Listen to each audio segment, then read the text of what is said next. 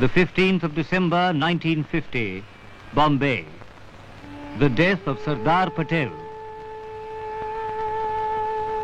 For over 30 years, he fought and worked for freedom, for the unity and well-being of his people.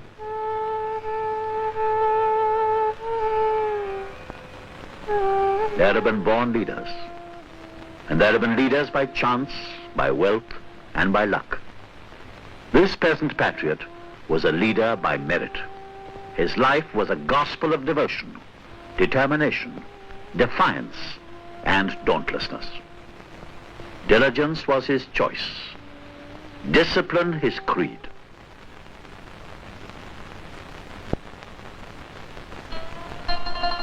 On one of his birthdays, Vallabhbhai Patel said, I am extremely touched by the affection that you have shown. I have said things, some of which may be harsh, but however bitter they may be, they are a perfect dose of medicine that I give you. Vallabhbhai was born in 1875. He went to the primary school at Karamsad and learnt the 3 R's.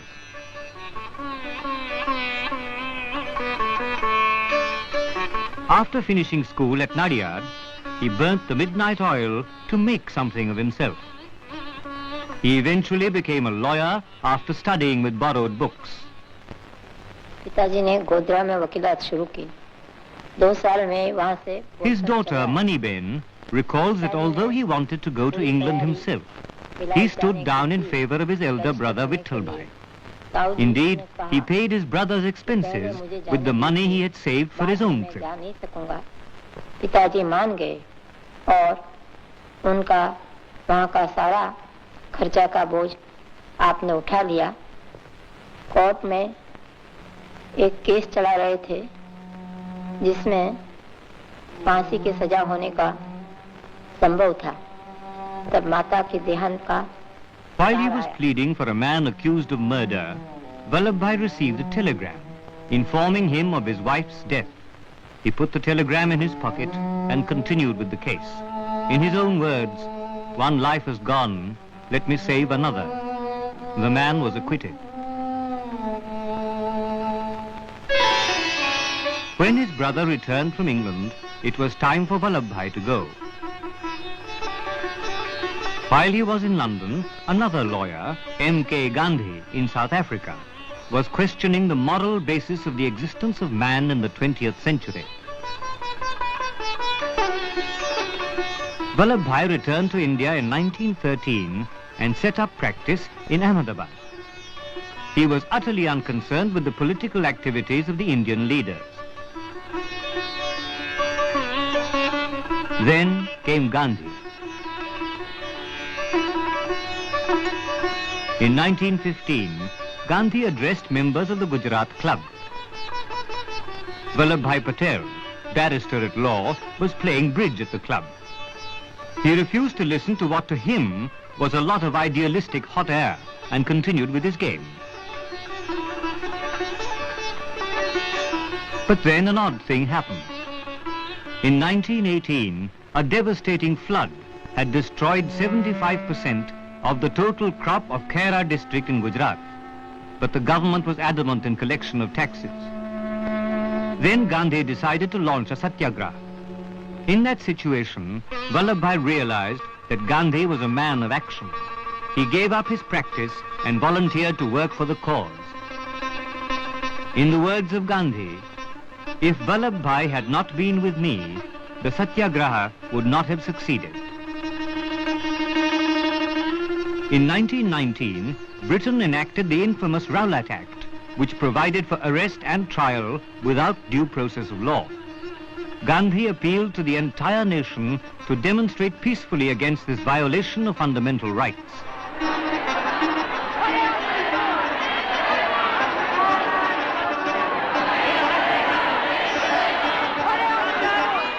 At Jallianwala Bagh in Amritsar, without any provocation, troops opened fire on a peaceful crowd, killing and wounding hundreds of men, women, and children.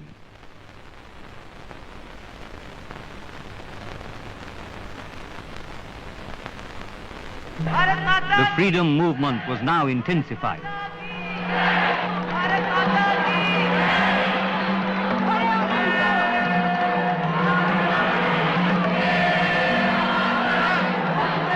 In 1920, Gandhi gave a call for a countrywide non-cooperation movement and boycott of all foreign goods.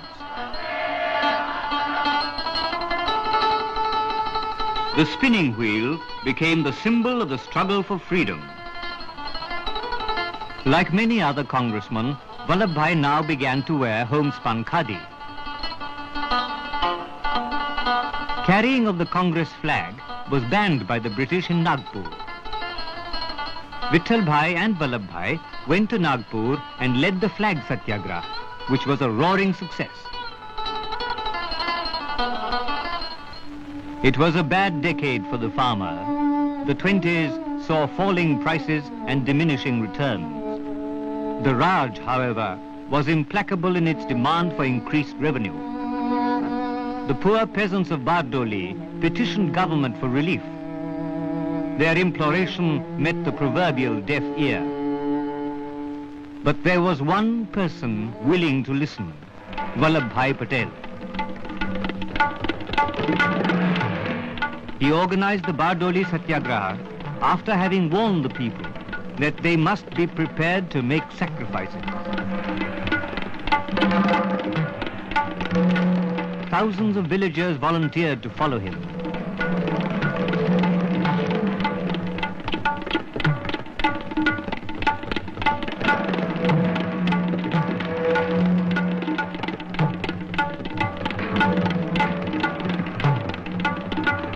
Many of them went to jail. In spite of intimidation, in spite of confiscation of land, of cattle, and even pots and pans, the peasants stood by Vallabhbhai's leadership in this satyagraha.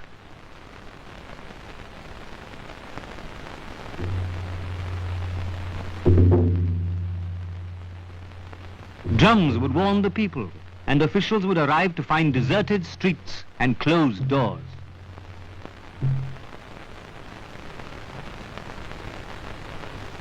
For 9 months, a tense nation watched this dramatic war of attrition.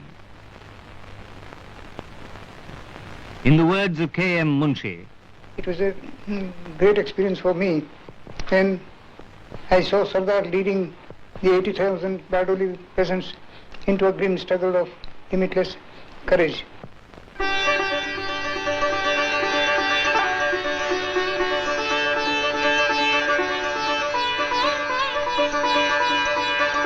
The movement was successful.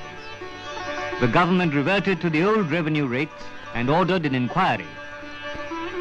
It was from the time of the Bardoli Satyagraha that Vallabhbhai Patel came to be known as the Sardar, the leader. He traveled to various parts of the country and took up the cause of the farmer. Mahatma Gandhi now had a brilliant array of lieutenants.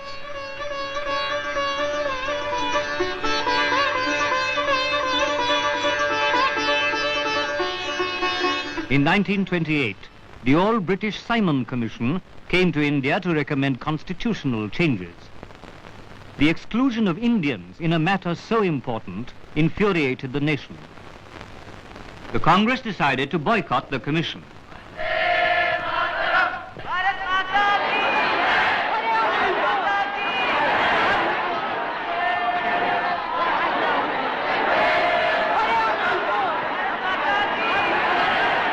In a peaceful demonstration, Lala Lajpat Rai, the Lion of Punjab, was brutally beaten and he died of his injuries.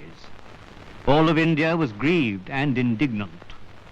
The will to freedom was strengthened. As the midnight hour of 1929 passed into history and 1930 was being born, the Lahore Congress resolved to fight for complete independence.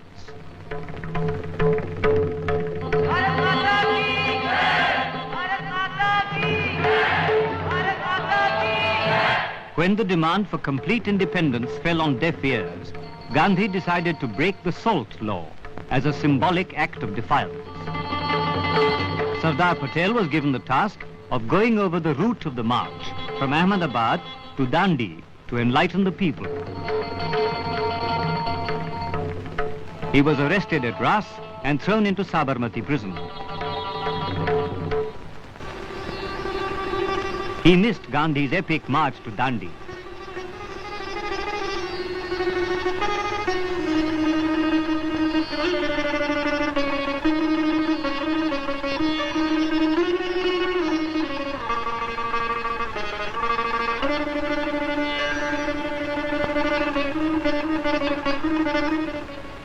In 1931, Sardar Patel was elected president of the Karachi Congress.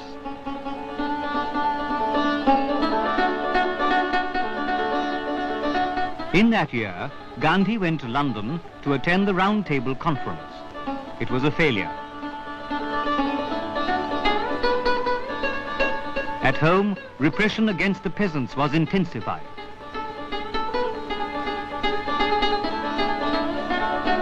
On his return, both Guru and Chela were sent to Yeravda jail.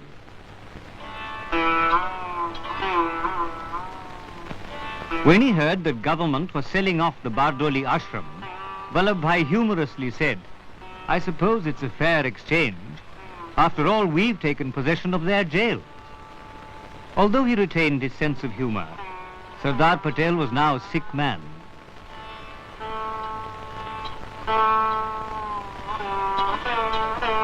During his detention, he had lost his beloved mother and elder brother Vittalbhai. In 1936, the Congress decided to contest the elections to the provincial legislatures. Sardar Patel was chairman of the subcommittee to select candidates.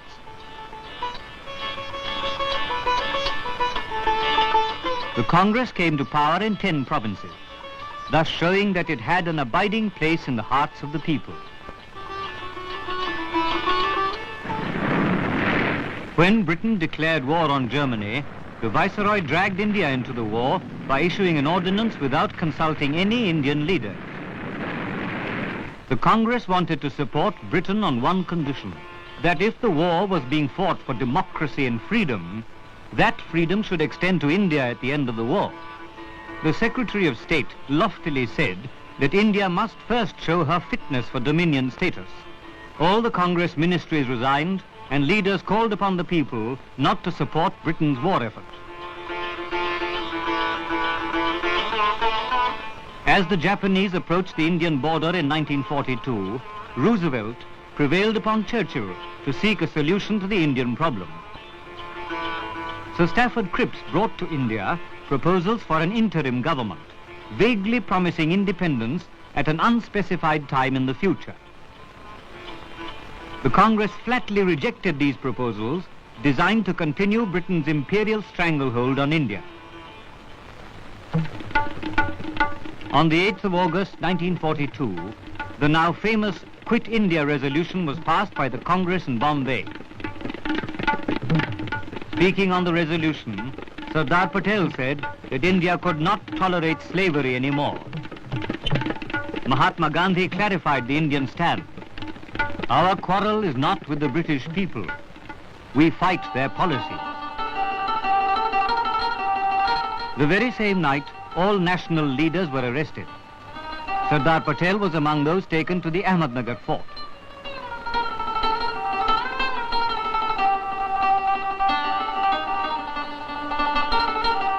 The British could and did physically lock up Mahatma Gandhi and his colleagues, but not their ideas.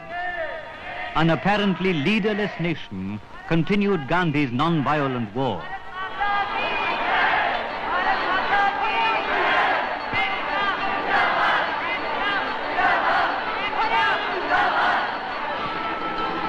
Reprisals followed. More than 1,000 people were shot dead and more than 3,000 grievously injured. Over 100,000 people went to jail. Never in history had there been mass civil disobedience on such a scale.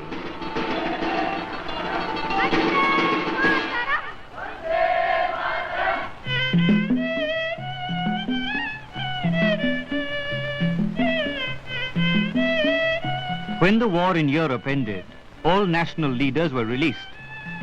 they were invited to Simla by the Viceroy, Lord Wavell, to discuss constitutional changes. Unfortunately, the parleys broke down because of differences between the Congress and the Muslim League. But events were moving fast. When Japan surrendered, the Labour government announced that elections to central and provincial legislatures would be held.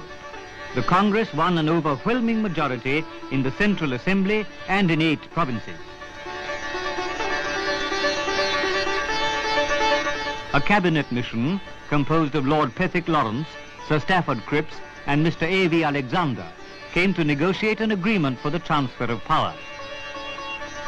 The agreement had to be acceptable to all political parties.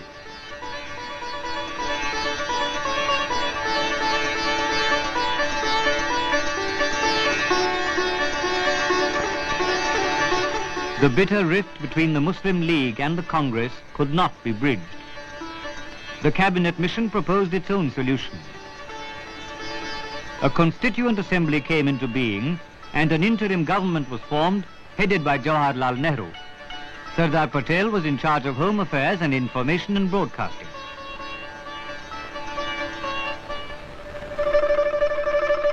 Eventually, the Muslim League joined the interim government with Liaquat Ali Khan in charge of finance. But the Muslim League continued to agitate for the creation of Pakistan. There were communal riots all over the country. Partition became inevitable. Lord Mountbatten was the new viceroy. It was decided by all the parties concerned that transfer of power would take place on August the 15th, 1947, to 2 independent dominions.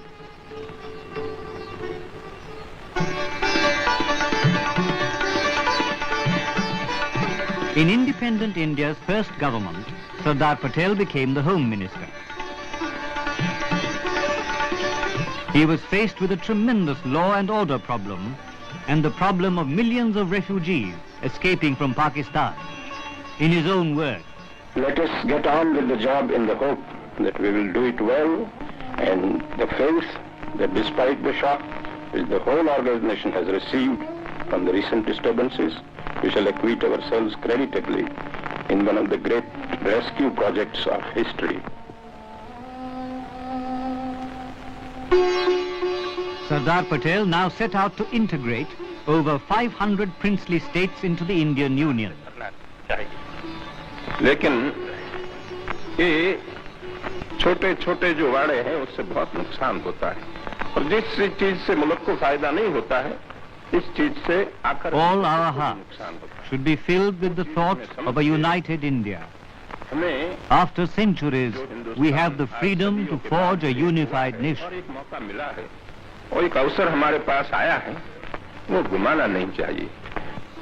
The integration of princely states was perhaps the greatest achievement in the life of Sardar Patel.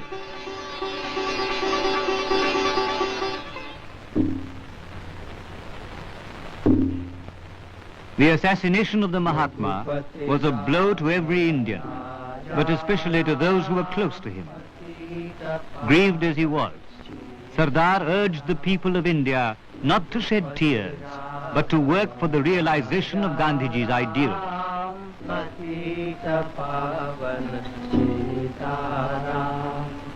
Raghupati Raghav Raja Ram Patita Pavan Sitaram. Although he was in poor health, he traveled all over the country, setting an example with his dedication and sense of discipline.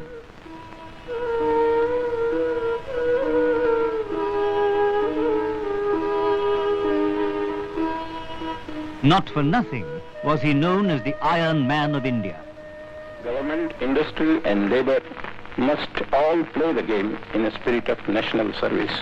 We must all contribute our might to the creation of that huge reservoir of funds, both here and abroad, which we need to back our national efforts for a happier and better state of living. Who flourishes if the country sinks into economic slavery? Who sinks if the country prospers? Within the heart of the Iron Man, there lay humility, compassion, laughter, and a deep love for the Indian people. Not many loved India and its freedom more. Not many served her better.